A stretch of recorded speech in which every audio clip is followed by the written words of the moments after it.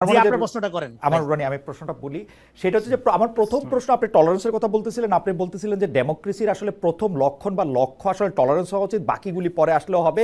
এই টলারেন্সের ক্ষেত্রে আমি যদি বলি, মেঘমল্লার বসু এবং তার বন্ধুরা ঢাকা বিশ্ববিদ্যালয়ে শিবিরের সেই প্রদর্শনীর সময় সেখানে দাঁড়িয়ে যে স্লোগান দিচ্ছিল, তারপরে তাকে যেভাবে অ্যাটাক করা হয়েছে সাইবার জগতে বা অন্য জগতে, সেইটা কি আসলে টলারেন্স হয়েছে? নাকি জামাত তাকে টলারেন্স দেখাতে পারতো, ওকে দাঁড়ায় থাকাটা, ওর এখানে দাঁড়ায় থাকাটা, ওর প্রতিবাদটাও সে নিতে পারতো এবং এক সময় এঙ্গেজ হইতে পারতো, এক।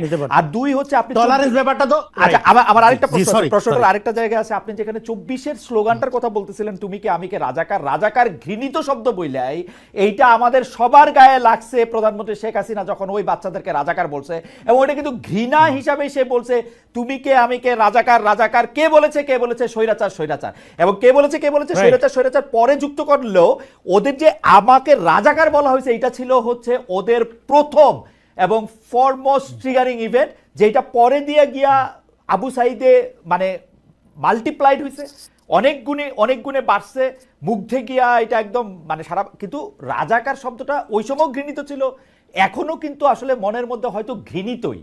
মানে এইটা আমার দুইটা ঘৃণা নিয়ে তো কোনো সমস্যা নাই। আচ্ছা, টলারেন্সের জায়গা আর হচ্ছে আপনি রাজাকারের ওই ব্যাপারটাও যদি একটু ক্লিয়ার করেন একটু ইয়াতে। দেখেন, সরি, আপনি আগে একটা প্রথম জায়গায় আছে, দেখেন ডোমিনেন্ট কালচার সবসময় সমাজে টলারেন্সের ব্যাপারটা নির্ধারণ করে। এখন আমাদের এখানে ডোমিনেন্ট কালচারের মধ্যে প্রগতিশীলতা, অসাম্প্রদায়িকতা, মুক্তিযুদ্ধ চেতনা, রবীন্দ্র ফ্যানাটিজম মিলে এই যে স্যালাইন বানানো হয়েছে, এইটা তো আওয়ামী ফ্যাসিজমের একটা হাতিয়ার হয়ে উঠছিল, আওয়ামী ফ্যাসিজমের ডিসকোর্স নির্মাণের কম্পোনেন্ট হয়ে উঠছিল প্রত্যেকটা জিনিসই। ফলে এখন 24-এর গণ অভ্যুত্থানের মধ্যে কোনো ইডিওলজি ফাংশন করেনি, এখানে সিম্পলি ফাংশন করছে কমন ভিকটিমহুড। ইভেন যারা ছাত্রলীগ করতো তারাও শেষের দিকে এসে এই হত্যা নিতে পারতেছিল না, তারা পদত্যাগ করে এসে আন্দোলনে অংশগ্রহণ করেছে। এখানে ডান বাম, প্রগতিশীল অপ্রগতিশীল, ইসলামিস্ট হিন্দু মুসলিম পাহাড়ি নির্বিশেষে নাম ছিল। টলারেন্সের কালচারটা আপনি বুঝবেন, এখানে ডোমিনেন্ট কালচার, টলারেন্স ব্যাপারটা আপনি বুঝবেন, ডোমিনেন্ট কালচার কিভাবে টলারেন্স প্র্যাকটিস। না না রনি, এখানে আমার একটা ছোট প্রশ্ন আছে আপনার কাছে, আমি আবার আসবো, আমি প্রশ্নটা করে রাখি। আপনি ডোমিনেন্ট কালচারের কথা বলতেছিলেন, কিন্তু আপনি যাকে ডোমিনেন্ট কালচার বলে আইডেন্টিফাই করতেছেন, আমি কিন্তু যোগাযোগের একজন ছাত্র হিসাবে গত 10 বছর ধরে ডোমিনেন্ট কালচারটা চেঞ্জ হয়ে যেতে দেখতেছি। এটা ওয়াজের মাধ্যমে, এটা 10-15 বছরের মধ্যে এটা ওয়াজের মাধ্যমে হোক, মানুষ কি শুনতে চেতেছে হোক, সোশ্যাল মিডিয়ামে আসলে মানুষ কি দেখতে চেতেছে হোক, মানুষের আত্মপরিচয়ের মধ্যে কোনটা সে সবচেয়ে বেশি সামনে আনতেছে ওইটা দেখাও। রনি, আমি আপনার কাছে আসবো এইটা বলার জন্য যে ডোমিনেন্ট কালচার। আচ্ছা, শেষ করেন সেকেন্ডটা শেষ করি। ফলে এখানে ডোমিনেন্ট কালচার এই জন্য মুসলমান, এখানে মুসলমানরা সংখ্যায় মেজরিটি হইলেও কালচারালি সবসময় এরা মাইনরিটি ছিল, সবসময় মাইনরিটি ছিল, এবং এই জন্য এরাও যে কম দায়ী তা না। ফলে এখন মুসলমানদেরকে বা ইসলামী ধারাকে আপনি যদি রাইটিং হিসাবে আপনি আখ্যায়িত করেন, এটা খুবই ডেঞ্জারাস হবে, মানে এটা রং আইকনিং হবে। কারণ আপনার রাইট উইং এর আইডিয়া ফরাসি বিপ্লবের সময় একরকম ছিল, এটা এক এক সময় এক এক রকম থাকে। আপনি ট্রাম্পকেও ধরেন অনেকে রাইট উইং বলে, হ্যাঁ, কিন্তু ট্রাম্প তো একটা ডেমোক্রেটিক প্রসেসের মধ্যে দিয়ে ইলেক্টেড আপনার এবং সে চাইলে যা খুশি তা করতে পারে না, কারণ ডেমোক্রেসির একটা প্রাতিষ্ঠানিক ব্যাপার আছে। আপনি শেষ করেন যদি এখন হ্যাঁ শেষ করে। ফলে এখন দেখেন, আপনি যেটা বললেন যে রাজাকার শব্দটা এটা যে ঘৃণিত, হ্যাঁ, সেই ঘৃণার শব্দটা, সেই ঘৃণিত শব্দটা উচ্চারণ করার মধ্যে দিয়ে মুক্তির দ্বার যে ওপেন করলো, তার মানে কি একটা শব্দের মিনিং চেঞ্জ হইতে পারে, ব্যবহার চেঞ্জ হইতে পারে, এটার ব্যবহার একই রকম থাকে না সবসময়। ফলে এখন আমাদের এখানে 71-এর ইতিহাসটা তো নির্মাণ করা হয়নি, 71-এর ইতিহাসটা এটাকে একটা আওয়ামী ইতিহাসের জায়গায় রেখে দেওয়া হয়েছে, যে কারণে 71 নিয়ে এখনো পর্যন্ত ঝগড়াঝাটি হয়। এটা একটা পিপল হিস্ট্রির মধ্যে যারা ইতিহাসের রং সাইডে রাজনীতি করছে তাদের অবস্থান ইতিহাসে নির্ধারিত। ওকে, তাদের অবস্থান ইতিহাসে নির্ধারিত, এটা বিতর্কের বাইরের জিনিস থাকা উচিত। ফলে এখন আপনি যখন বারবার এই জিনিসটাকে আনার মধ্য দিয়ে আপনি যেটা করেন, এখানে সমাজে আমরা যেটা বলি যে 24 তারিখের পরে কি হবে, রাষ্ট্র হবে ভ্যালু বেস, ইডিওলজি থাকবে সমাজে। আপনি ডান আপনি শেষ করে দেন রনি, এই পর্যায়ে আপনি শেষ করে দেন। সমাজে আপনি রাখেন, আপনি আপনার ইডিওলজি দিয়ে আপনি রাষ্ট্রকে নিয়ন্ত্রণ করার চেষ্টা করেন না। কিন্তু আমরা দেখেছি কি আওয়ামী আমলে আওয়ামী লীগকে ফ্যাসিস্ট করে তুলছে কারা? আমরা বলে বামপন্থী আওয়ামী লীগকে বাংলাদেশের রাজনীতির জন্য একটা অভিশাপ। আমি একটু আপনাকে আটকাই, আমি একটু জনাব মেঘমুল্লার বসু, মানে শেখ হাসিনাকে বামপন্থীরা ভুল না বুঝাইছিল। দাঁড়ান মেঘমুল্লার বসু একটা সময় দেন, একটু আমাকে সময় দেন, জনাব রনি একটি কথা বলেছেন, জনাব বসু নিশ্চয়ই আপনি এই কথাটা জবাব দেবেন। আমি একটু খালি যুক্ত করি যে আপনি কি মনে করেন যে শেখ হাসিনার মানে শেখ হাসিনার বিরুদ্ধে আন্দোলনে আপনারা প্রত্যক্ষভাবে অংশগ্রহণ করেছিলেন বাম শক্তিগুলি, আমি আপনার কথাই বলি, আপনার নেতৃত্বে আপনি যে রাজনৈতিক দলের ছাত্র শাখার নেতৃত্ব দেন তারাও অংশগ্রহণ করেছিল, কিন্তু এই আন্দোলনে আসলে আপনাদের আসলে কি ভূমিকা মানে আমরা মনে রাখবো যে আপনারা কি অনুঘটকের ভূমিকা পালন করেছেন, সহযোগী ভূমিকা পালন করেছেন, সামনে থেকে কোনো আদর্শের জায়গা থেকে এক হয়েছেন, নাকি আপনারা একটা অক্সিলারি ফোর্স মানে সংখ্যা হিসাবে সেখানে উপস্থিত ছিলেন? জনাব মেঘবালা বসু একটু যদি বলতেন, রনিকেও একটু অ্যাড্রেস করেন যে এই ফেসিবাদ। হ্যাঁ, জি জি, বুঝতে পেরেছি আপনার যে শেষ প্রশ্নটা, এই প্রশ্নটার উত্তর আমি দিব না এই সেন্সে যে আসলে আমাদের রোল কি ছিল, we will late history decide it for itself. আমাদের বড় কোনো মিডিয়া হাউস নাই, আমরা বড় কোনো কিছুর মানে আমাদের যে অবদান, এটা কোনো কি বলবো মানে বট আইডি দেয়া বলেন বা হাজার হাজার বিশাল স্ট্রাকচারাল এলিমেন্ট দিয়ে এটা পোর্ট্রে করার কোনো উপায় নেই, আমি চেষ্টাও করব না। আমি বলবো যে আমরা কোথায় ছিলাম সেগুলো খুব প্রত্যক্ষ, কারণ আমরা কোনো এমবিসির সাথে মিটিং করি নাই, তো আমরা মোটামুটি মাঠে ছিলাম পুরোটা সময়। তো মাঠে মানুষজন দেখছে, এবং যারা ওই সময় অন্যান্য শক্তি যারা প্রত্যক্ষভাবে মাঠে ছিল তারা এটা ইভ্যালুয়েট করবে। মেঘবালা আপনি মন খারাপ করেন না, আমি শুধু প্রশ্নটা করি যে আপনারা কি না আমি আমার মনে হয় জুলাই যে আগস্টের এখানে আন্দোলনে আরো আপনারা প্রত্যক্ষভাবে অংশ নিয়েছেন, সেটা আমি দেখেছি, আমি এটা সাক্ষ্য। কারণ হচ্ছে যে আমি সারাক্ষণই তখন কানেক্টেড থাকতাম, নানাভাবে টেলিভিশনে যা দেখানো হয়েছে তার চেয়েও বেশি আমি আসলে দেখতে পেরেছি নানা কারণে।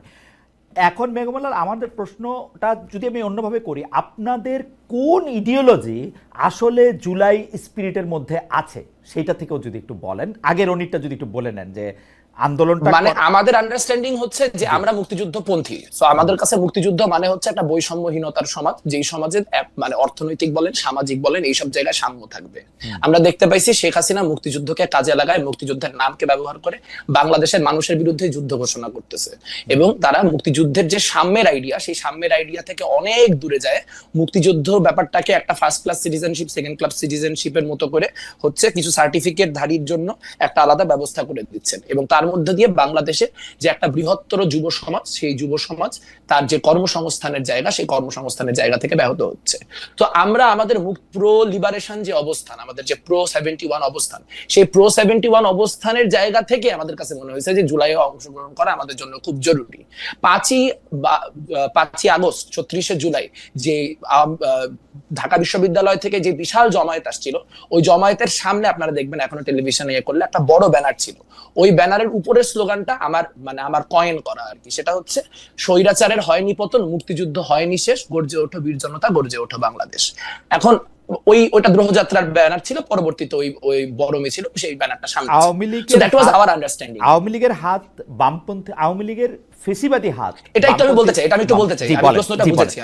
সেটা হচ্ছে যে আচ্ছা, কয়েকটা জিনিস খুব ক্লিয়ার হওয়া দরকার। যে বিশ্বজিৎ হত্যাকাণ্ড 2012 সালে ঘটছে, শেয়ার বাজার কেলেঙ্কারি 2012 সালে ঘটে গেছে, সাগর রুনি হত্যাকাণ্ড 2012 সালে ঘটে গেছে। 2013 সালের আগ পর্যন্ত শেখ হাসিনা একজন খুব ভালো মানুষ, সে ভালো মতো চালাচ্ছিলেন, তার কোনো কিছু ছিল না। তারপর কিছু দুষ্টু বাম তার মাথায় কিছু খারাপ বুদ্ধি দিলেন, তারপর তাকে ভুল বোঝানো হইলো। এটা আসলে খুব কি বলবো, খুব চটকদার ন্যারেটিভ, কিন্তু রিয়ালিটির সাথে সম্পর্ক খুবই কম। যেই দলগুলিকে আপনি গণজাগরণ মঞ্চে থাকার জন্য কোট আনকোট অ্যাকিউজ করতে পারেন, সিটিভি বলেন, বাসদ বলেন, এগেন এই পলিটিক্যাল পার্টিগুলি আমি করি না, এই পলিটিক্যাল পার্টিগুলির অসংখ্য পজিশন নিয়ে আমি মানে আপনি যদি আমাকে ক্রিটিক করতে রাখেন, বামপন্থীদের ক্রিটিক করার জন্য আমি সারাদিন বসে করতে পারবো, খুব আনন্দ নিয়ে করতে পারবো। কিন্তু সিপিবি বলেন, বাসদ বলেন, বা অন্য কোন দল বলেন বামপন্থীদের মধ্যে, জোটের দলগুলা বাদে, ওয়ার্কার্স পার্টি জাসদ বাদে, কিন্তু 2014 ইলেকশনকে ভ্যালিডেট করার জন্য যায় নাই, তারা কিন্তু 2014 ইলেকশনে অংশগ্রহণ করে নাই। তার মানে কথাটা হচ্ছে যে যেহেতু ঘাতক দালালদের ব্যাপারে একটা সেন্টিমেন্ট বাংলাদেশের রাজনীতিতে অনেক দিন ধরে ছিল, এবং যেহেতু বামপন্থীরা কখনোই মানে এই জামাতি শক্তিগুলির সাথে কোনো জায়গায় ঐক্যমত্য হয় নাই, বা তারা কখনোই হাতে হাত ধরে থাকে নাই, ফলে জামাত বিরোধী রাজনীতির ক্ষেত্রে বামপন্থীদের একটা আলাদা লেজিটিমেসির জায়গা আছে। এইটা আমরা আওয়ামী লীগের সাথে 2013-তে হাইরে গেছি। আমরা আওয়ামী লীগের সাথে গণজাগরণ মঞ্চে 2013-তে পারি নাই। আমাদের আন্দোলন, যে আন্দোলন আমি নিজে তখন স্কুলে পড়ি, আমি গেছি এই আন্ডারস্ট্যান্ডিং থেকে যে আওয়ামী লীগ আর জামাতের মনে একটা আতাত হয়ে গেছে, এই আওয়ামী লীগ জামাতের আতাত ঠেকানোর জন্য আমাদের যাইতে হবে। এটা হচ্ছে আমার সেই সরল শিশু মনের বোঝাপড়া। এই বোঝাপড়া থেকে প্রচুর লাখ লাখ মানুষ গেছে, তাদেরকে বামপন্থীরা আলাদা কোনো ডিরেকশনে স্টিয়ার করতে পারে নাই, ফলে আন্দোলন ক্রমাগত 5-7 দিনের মাথায় পুরোপুরি আওয়ামীকরণ হয়ে গেছে। আপনাদের গণজাগরণ মঞ্চের ইতিহাস নিয়ে কথা বলতে গেলে এটাও মনে রাখতে হবে যে সাজ্জাদ চৌধুরী যখন দ্বিতীয় দিন বা তৃতীয় দিন এই গণজাগরণ মঞ্চে গেছেন, তখন তিনি হচ্ছে শেখ মুজিবের কথা বঙ্গবন্ধু এই আলাপ করাতে তাকে বোতল ছুড়ে মারা হয়েছে যে শেখ মুজিবের আলাপ শুনতে চায় না, পারলে পাবলিকের আলাপ কিছু করতে পারলে করো। তা সেটা আসলে আমাদের একটা ঐতিহাসিক কাফফারা, আমরা 2013 কাফফারা দিতেছি যে আমরা এরকম একটা বড় 40 বছর ধরে যেটার পরিস্থিতি তৈরি হলো, মানুষ তিলে তিলে ঘাতক দালালদের বিরুদ্ধে অবস্থান তৈরি করে, সেটার জন্য একাডেমিক অবস্থান তৈরি করে, রাজনৈতিক অবস্থান করে জাহান আর ইমামরা যে লড়াইটা করে গেলেন, সেই লড়াইটা থেকে আমরা কোনো আপনার বক্তব্য মনে পরিষ্কার। আমি একটা ছোট প্রশ্ন করতে চাই, আপনি যদি এটার জবাব দিতেন। একটা জায়গায় রনি যেভাবে ফ্রেম করেছেন আমি সেভাবে ফ্রেম করতে চাই না, কিন্তু আমি এরকম করে বলতে চাই যে বাংলাদেশের বামপন্থী রাজনীতি কি শেষ পর্যন্ত একটা এলিট এবং দেশ মানে কথিত দেশ বিভাগের আগের রাজনীতিক ধারায় প্রচলিত একটা বড়লোক মানে খুব ধনী হিসাবে বড়লোক না, শিক্ষায় দীক্ষায় একটু আগানো, সুন্দর করে কথা বলে তাদের রাজনীতি হয়ে আটকে থাকে কিনা, এবং যারা হচ্ছে পরে মুসলমান মাদ্রাসায় পড়ে তাদের প্রতি একটা শ্রেণীবিদ্বেষ সেই বামপন্থা লালন করে কিনা, তারা মনে করে কিনা যে বামপন্থী যে রাজনীতি, অর্থাৎ আমি সরাসরি বলি ছাত্র ইউনিয়নের কোনো শাখা কি মাদ্রাসায় থাকার ব্যাপারে কোনো সময় কোনো আলোচনা হয়েছিল?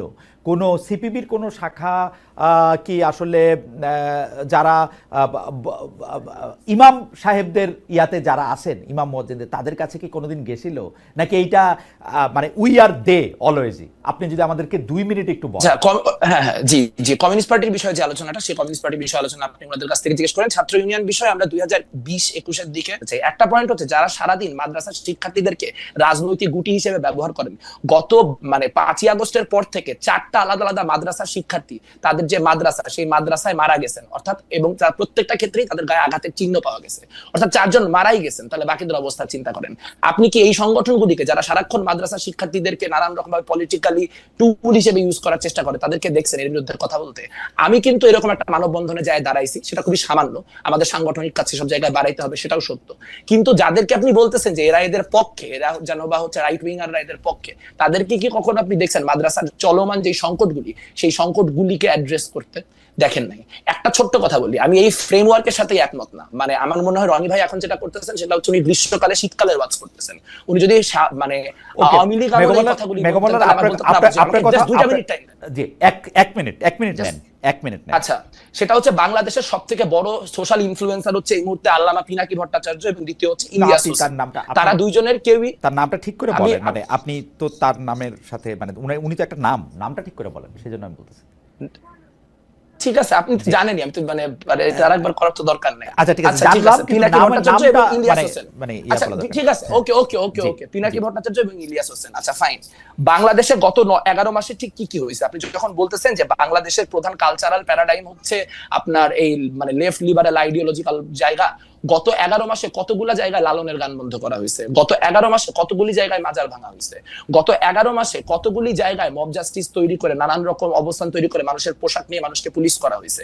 ধরলাম শেখ মুজিব অনেক বড় ফ্যাসিজমের আইকন, সেই জন্য শেখ মুজিবের ভাস্কর্য ভাঙতে হয়েছে, কিন্তু কোন অ্যান্টি ফ্যাসিজমের প্রয়োজনে, কোন ক্যালকেশিয়ান কি বলবো হেজিমনির বিরোধিতা করার প্রয়োজনে সিধু কানুর ভাস্কর্যগুলা ভাঙতে হয়েছে? আপনি বলতে পারেন ইনটলারেন্সের কথা এই 2025-এর মানে আগস্টে দাঁড়ায় বামপন্থীদের বা লিবারালদেরকে বলা, এটা একটা কি বলবো, আমি মনে করি এটা একটা বুদ্ধিবৃত্তিক।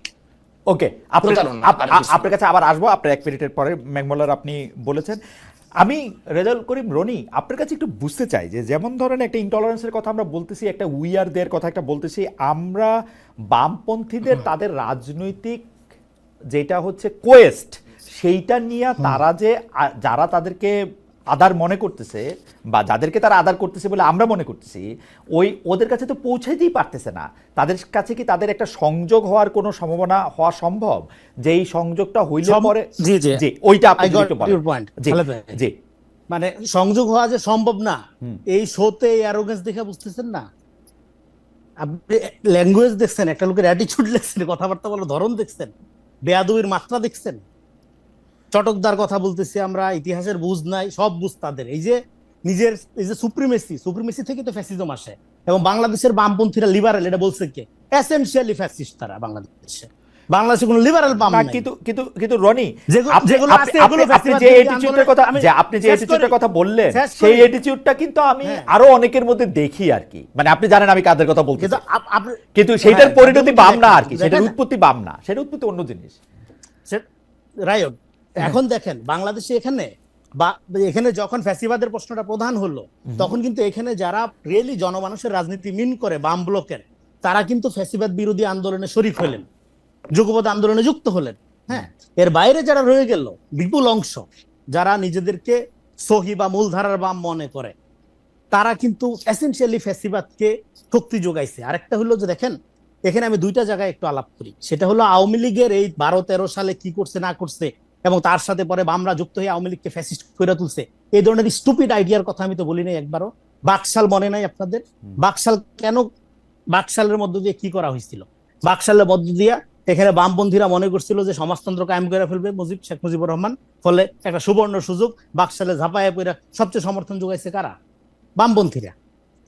এবং বাকশালের কি পরিণতি হয়েছে এটা আমরা সবাই জানি। তারপরে একটা অংশ, বামপন্থীদের একটা অংশ যুগপৎ আন্দোলনে শরিক হওয়ার বাইরে যে অংশটা রয়ে গেল, তার এসেনশিয়ালি আওয়ামী ফ্যাসিবাদকে শক্তিশালী করছে এবং শক্তি যোগাইছে নানাভাবে। এটা গেল একটা জায়গা।